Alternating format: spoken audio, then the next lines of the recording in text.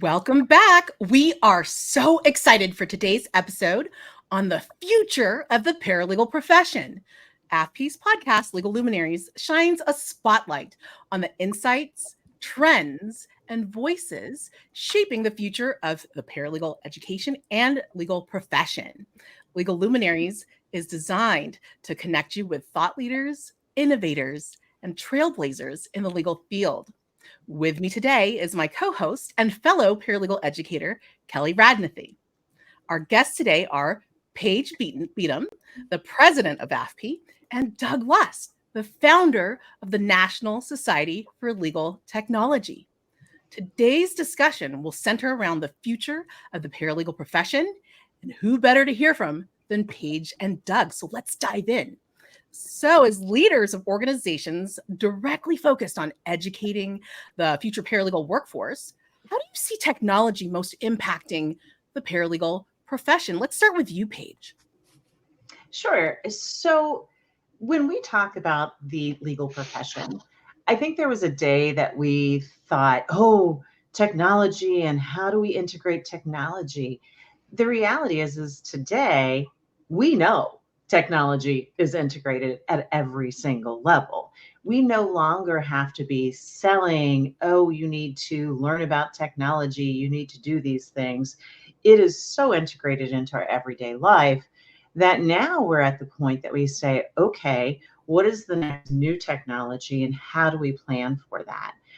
Technology itself has changed, I think, our legal profession tremendously and in a very good way, in that it gives everyday non-legal professionals access to information. That's a good and a bad thing, right? And so as we start to learn more about technology, our clients are coming to us with a lot of information. We have to know how to use technology to really leverage our very specific knowledge to be able to help that client out the best that we can. Now, as we do this, there's always something new, and I'm sure we'll talk about AI and how that's going to change the profession. But the reality is that we as paralegals and paralegal educators have always been at that forefront of technology because we are the people who are talking with the clients on a daily basis. And so it's just a different perspective now as we go through and we apply technology to every part of our jobs. Thank you, Paige, for that insight. And so I'm curious to hear your thoughts. Doug is the founder of the National Society for Legal Technology. What are your thoughts? Wow. Well, I totally agree with everything Paige said. I think that was just spot on advice. What I think is really going to be one of the biggest impacts that technology is going to have is our access to justice. Meaning, we're going to see people whose cases normally were turned away because the attorneys were going, "Hey, it's just not worth my time to chase this small of a case." And so then those people are left not being able to afford an attorney or having to do it on their own. But with technology, we're going to find a lot of efficiencies in a law firm. So we're going to be willing to take a lot of cases we normally would have just turned away.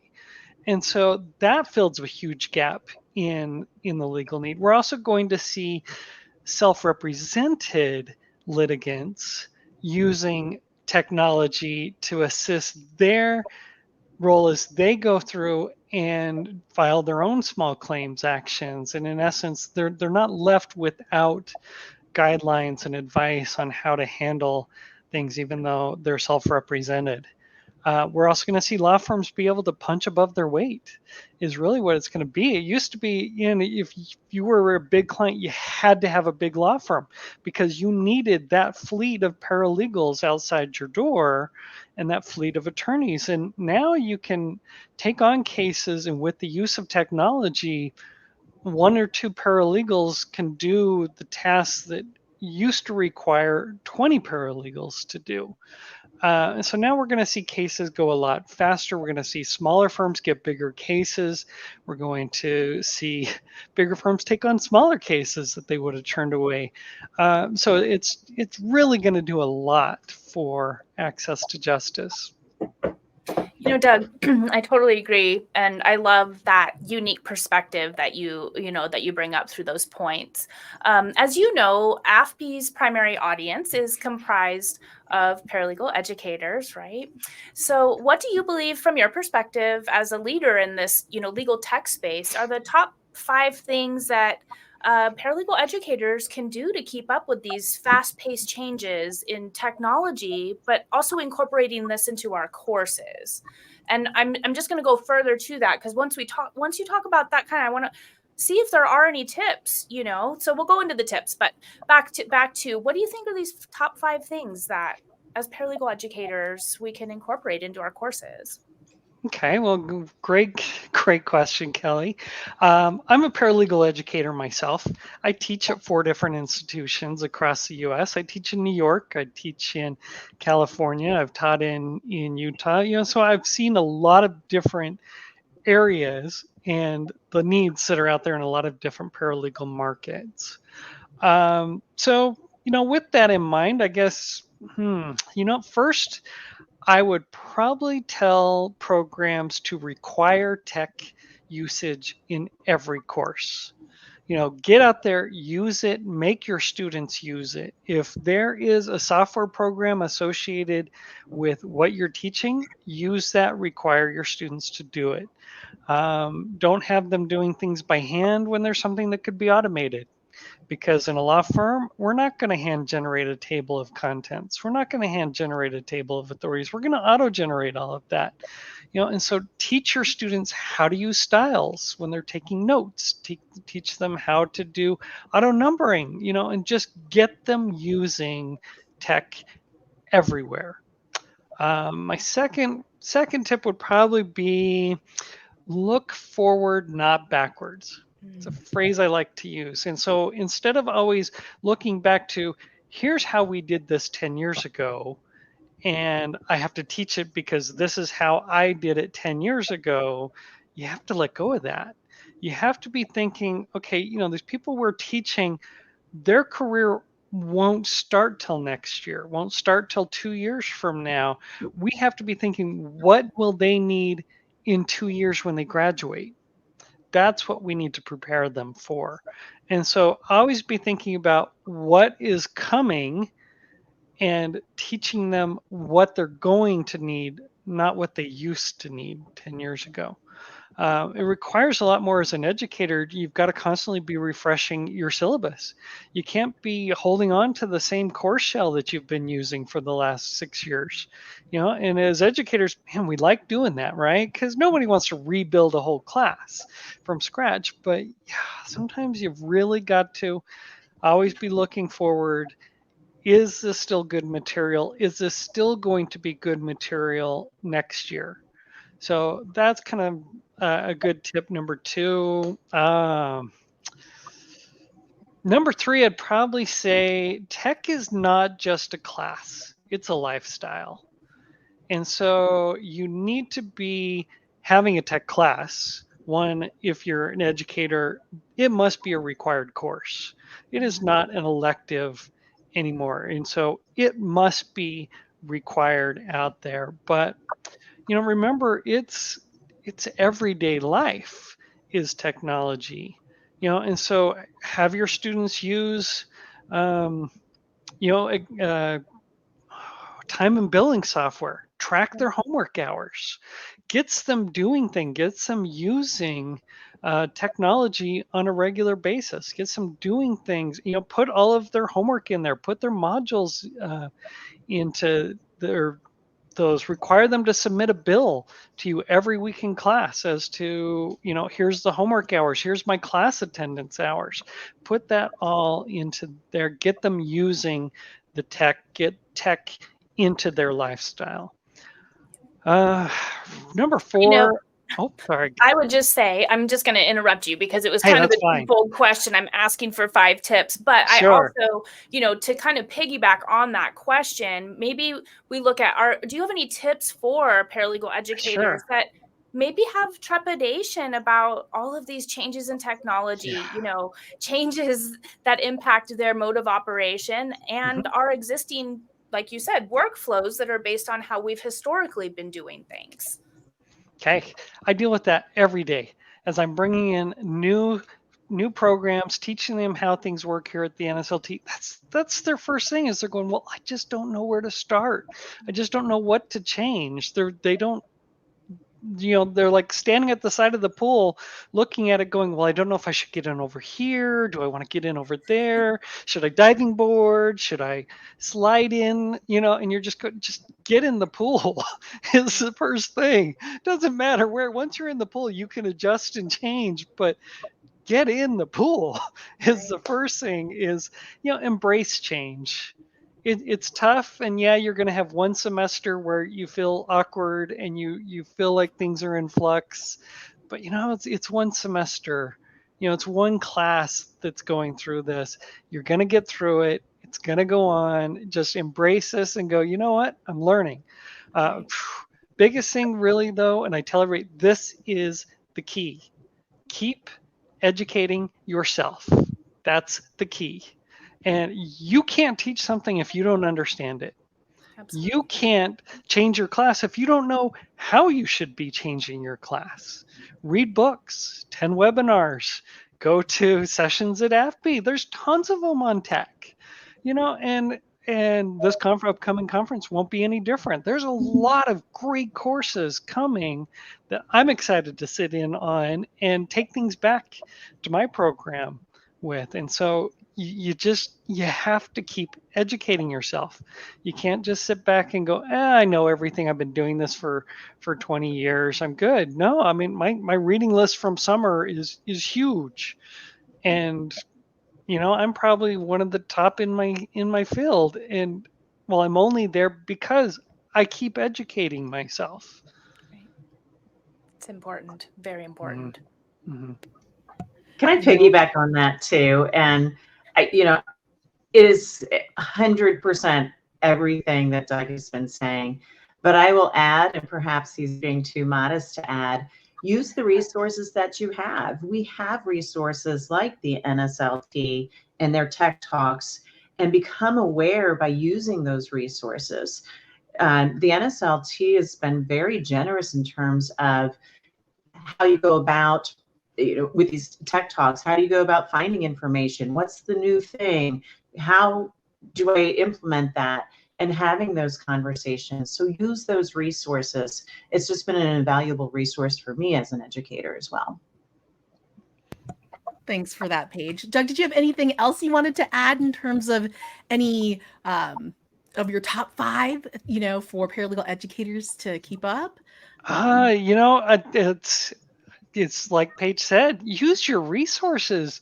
There's tons of resources you can tap into that don't cost a lot of funds to use.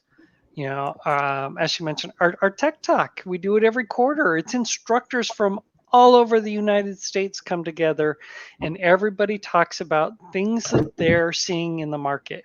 We try and bring in guest speakers that have resources for schools to use, and it is just something that you can tap. There's blog posts, there's articles, there's newsletters, there's just so many things out there that don't take any school resources to use.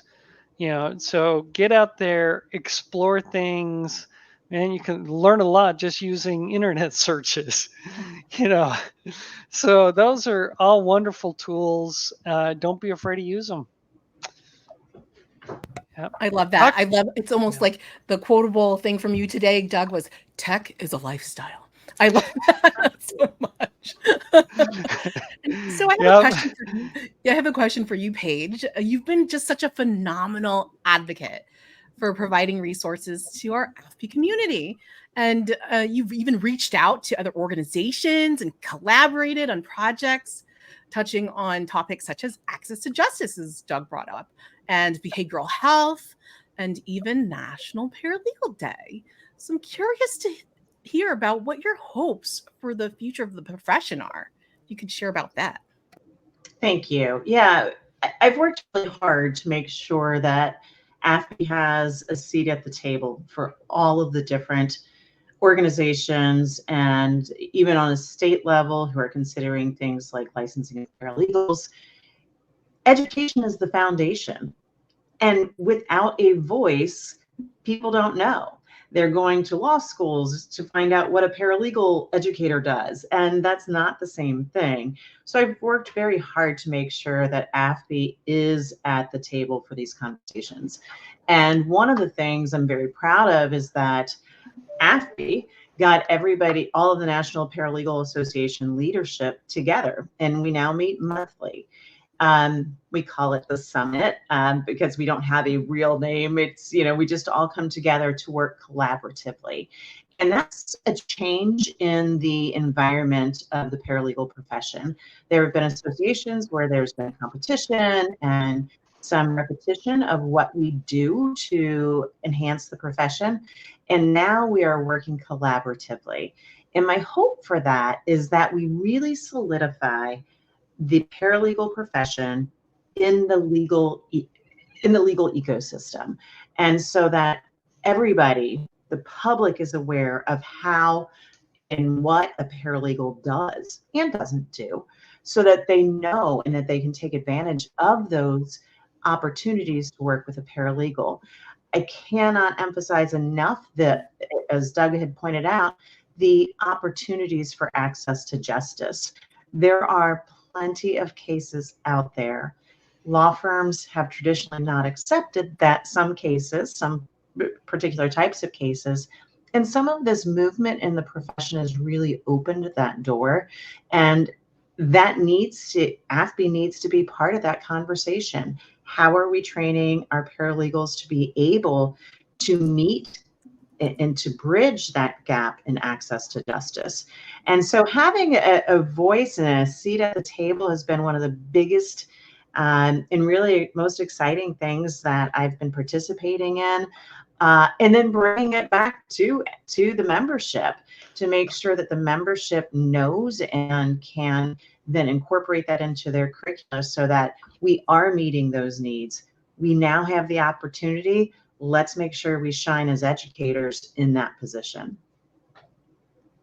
Yeah, I love how you bring up and sort of intertwine this access to justice initiative, because I think, we've talked about this in so many different settings. Paralegals as a whole, we're here, we all want to help others, right? And so understanding that the change that's happening in front of us for the legal profession, this legal landscape, the changing of it is now including these legal deserts, right? That previously were kind of shunned and sort of, a cold shoulder turned to. And so many of us in the legal profession for so long, we're trying to figure out how to educate each other and the world that there needs to be inclusion for those legal deserts. And what that means is more inclusion in the profession in general. So I love that you bring that up. And I love how AAfPE is continuing to expand their offerings to include those sort of subject matters that might have traditionally been more taboo or, not our playing field as paralegals, sort of thing. So with that said, AAfPE's national conference is coming up this fall. I believe it's in Washington, D.C. this year in October. And wow, the agenda looks like a really well-balanced approach to technology as that tool to help teach these practical skills to our future paralegal professionals and educators, right? Some of those sessions I saw are including information for paralegal educators to, like we've been talking about, incorporate AI and VR, virtual reality, these sort of tech labs for hands-on learning into their coursework. Mentoring in the classroom. I think there was scholarship and research, legal writing techniques, even, which I'm really excited about because we don't get a lot of opportunities to hear this kind of information, but a book publishing opportunity for paralegal educators. How cool is that? So Paige, Doug, let's start with you. What are you most looking forward to as sort of a program director for paralegals, a paralegal educator, a paralegal advocate in general? Well, I always look forward to the tech class, of course, because that's my what I teach. That's my world. So love hearing what everybody else is doing when it comes to incorporating technology in their classes. Um, I love the or the teaching competition. So that's always been one of my favorites because I go home with so many ideas from those competitions, and I won't just want to go back going, okay, I'm going to go revamp this lesson. I'm going to change this. So that gets exciting. Just meeting with other attendees and talking to them about how their program is different from mine and the challenges they face. I go home with just so many ideas that I got just from conversations during lunch there. And it's my favorite conference of the year out of everything I attend. I feel like every session, the whole trip was worth it just for that session. And I have that feeling coming out of every single session there going, okay, if this is all I got from this conference, totally worth it. And so I feel like it's just the best time for educators to come together. You don't just need to be a program director. Bring your adjuncts, bring your full-timers, get everybody there because it's so valuable for every person involved in paralegal education. I love that. And yes, agreed. As many paralegal educators as we can get there, across the board from leadership to, budding new educators, right? Because I feel like there's so much value in the information that's shared at these national conferences. Paige, how about you? What are you most looking forward to for the fall conference as, that paralegal program director, educator perspective? Yes, so I am the program director at University of Cincinnati, and it's a large program.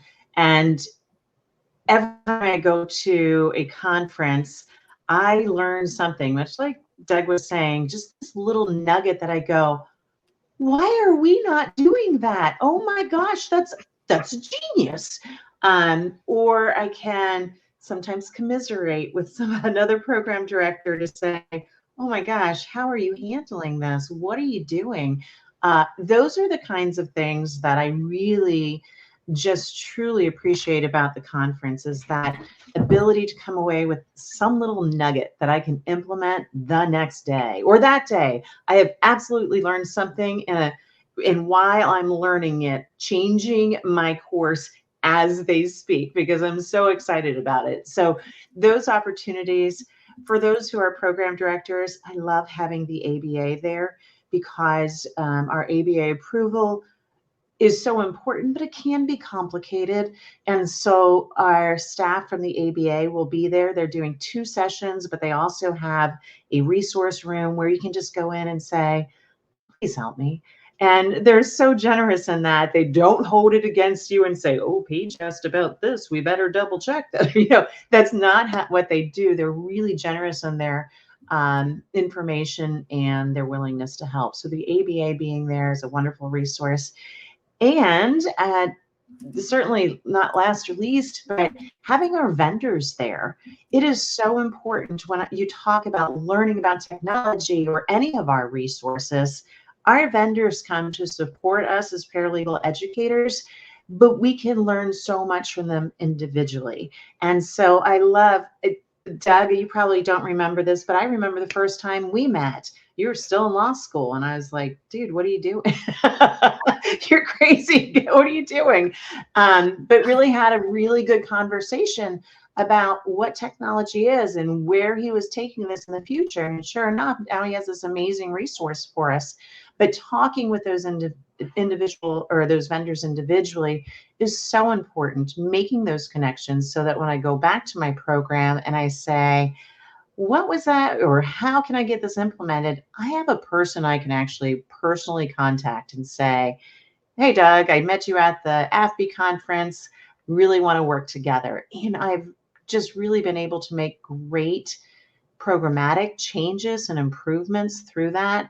And I think just the coming together and the collaboration on ideas, None of us can do it by ourselves, but together we really can make changes that are amazing for the education and the profession.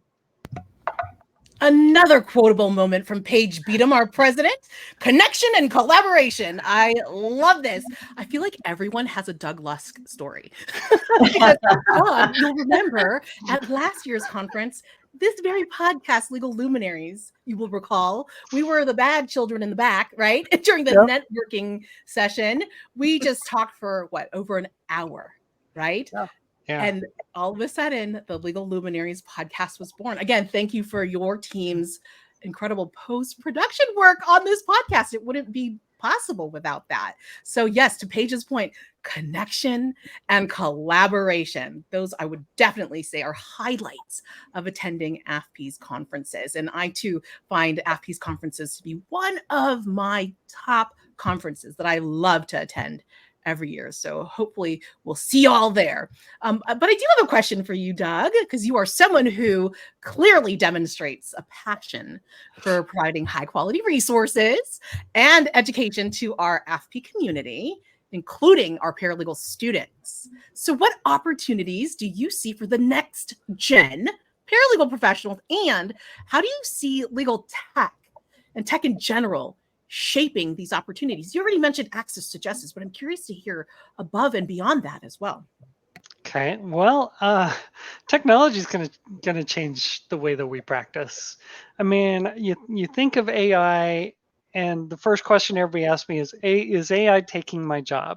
No, it is not taking your job. Just think of it was, it's the new calculator. That's really what it is. And did calculators end the use of math? No, it just meant that we had to know how to put the numbers into the calculator, and now we can do more math problems per minute than we could before.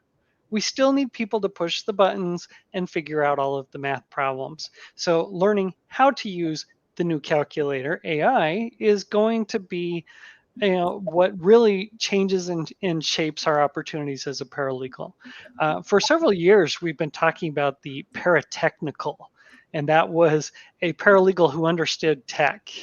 Well, I don't think a paralegal who doesn't understand tech is going to be a thing anymore. So I don't know if we're ever going to get to the paratechnicals, or every paralegal is just going to be technically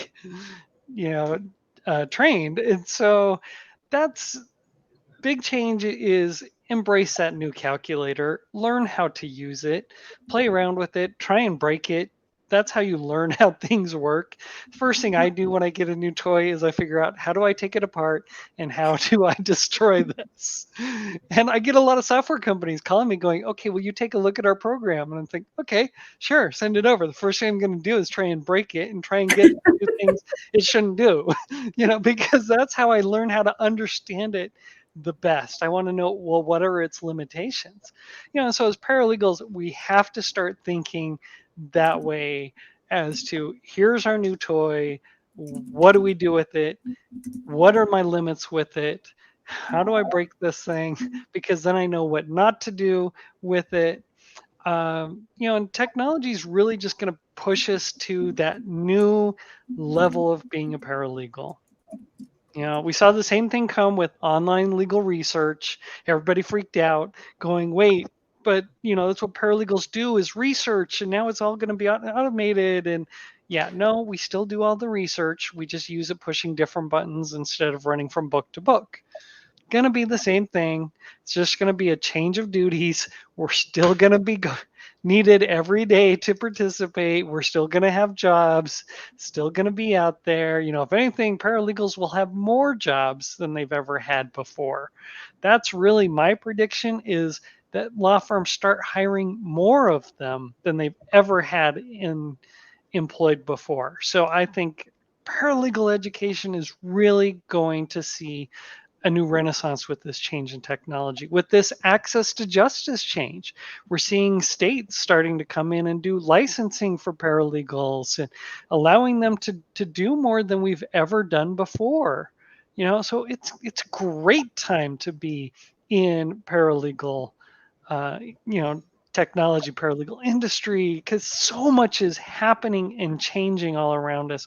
So many more opportunities than we've ever had before. I love how you say that. It just rang a bell in my head. I was thinking, do you have an undergraduate degree in engineering somehow?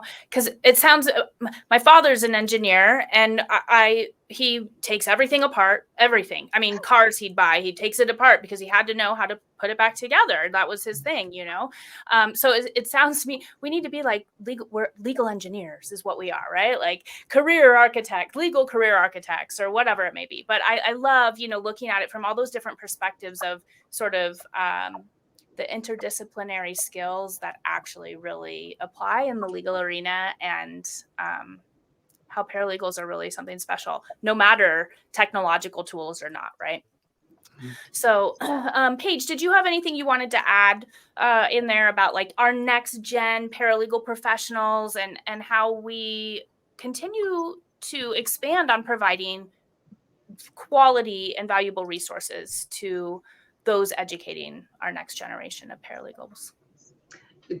Not surprisingly, I would again echo everything that Doug said. And I used to take apart radios and try to put them back together because I was so curious.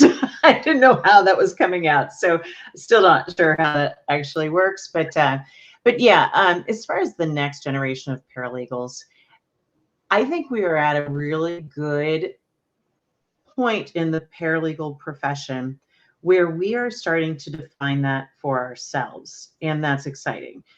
Prior to and in the history, attorneys have always defined what a paralegal is, what they are limited to, and what they should be doing. Not in any small part because of technology. I mean, technology has been a big part of it. We've become, as paralegals, more autonomous and say, we can do these things. Look what I can do. And I think those types of approaches for a next gen paralegal is, look what I can do. And having that technology knowledge is a huge part of that. It's gained so much respect that we really are starting to define ourselves. And I think that's very important. That takes a lot of responsibility as well. And so, we cannot forget our basics, ethics, and making sure we can do your research and things like that. And we can start defining the space that we are going to fill in that legal ecosystem. So I think that's a very exciting time, and it is a huge part of it. Technology is just a huge part of that. Very well said, Paige.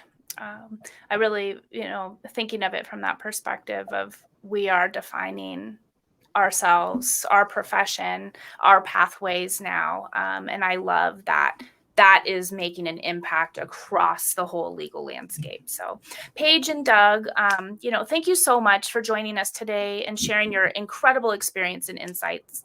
To our viewers and listeners, we hope you enjoyed this episode of Legal Luminaries, the future of the paralegal profession. Thank you to our AAfPE president, Paige Beadham, and National Society for Legal Technology founder, Doug Lusk, for your time and sharing your wisdom with us today. For those eager to explore more, we've included relevant links in the show notes and the descriptions below. And as always, a special acknowledgement to the National Society for Legal Technology and Doug's team for their invaluable contributions to the post-production of this podcast. We like to leave you with a thought-provoking question. If you had 20 minutes to interview anyone, who would you choose to speak with? We encourage you to share your thoughts and suggestions with us because you never know, we may be able to interview that person. So once again, thank you. We look forward to having you with us on the next episode of AAfPE's Legal Luminaries. And until then, keep forging those connections and building relationships that illuminate the legal landscape. Bye for now.